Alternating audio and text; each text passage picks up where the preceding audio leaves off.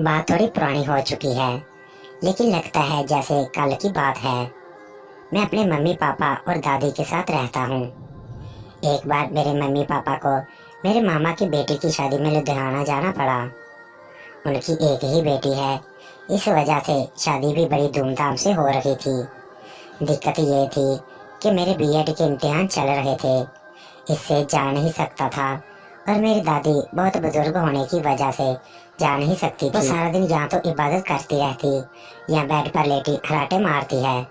लिहाजा यह तय हुआ कि एक हफ्ते के लिए मेरे ताऊ जी की छोटी बहू, जिनकी शादी सिर्फ गुज़श्ता माह ही हुई थी, उनको बुला दिया जाए। पापा ने ताऊ जी को फोन करके सारी बात बता दी और उनकी छोटी भाभी को भेजने के लिए कह दिया। दूसरे दिन छोटे भैया भाभी को लेकर आ गए तो मम्मी पापा शादी में चले गए। भैया भी भाभी को छोड़कर शाम की ट्रेन से गांव चले गए। इस तरह से भाभी दादी ही अब घर में थे। भाभी 5 बहनों में सबसे छोटी है और उस वक्त सिर्फ 18 साल की थी, जबकि मेरे भैया 35 साल के थे। इस शादी का सबब भाभी के वालिद का ना होना और गरीब ही होना था।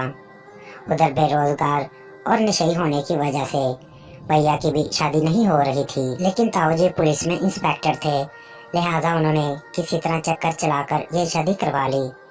भाभी क्या थी, बिल्कुल जरा इतनी खूबसूरत कि छुओ तो मैली हो जाए, लेकिन मेरे दिल में उनके लिए कोई भी ख्याल नहीं था। उस दिन जब भैया को स्टेशन छोड़कर घर आया तो मैंने भाभी से कहा, और सुनाओ भाभी, कैसी रही आपकी शादी? भाभी ने कोई जवाब नहीं दिया और चुपचाप किचन में जाकर खाना बनाने लगी। मैंने भी कोई तवज्जो नहीं दी। रात को मम्मी पापा थे नहीं और भाभी से बोला, भाभी जल्दी खाना लगा दो, मुझे नींद आ रही है। भाभी बोली, नींद आ रही है। मैंने आशा से उनको खामोश रहने की रिक्वेस्ट की और फौरी तौर पर कमरे में जाकर लेट गया। सुबह जब मेरी आँख खुली तो भाभी नाश्ता बना रही थी। मैं नाश्ता करके कॉलेज के लिए चला गया।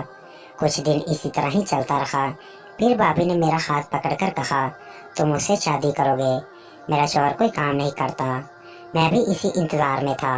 मैंने फौरन हाँ कर दी और हम दोनों ने घर से भागकर शादी कर ली।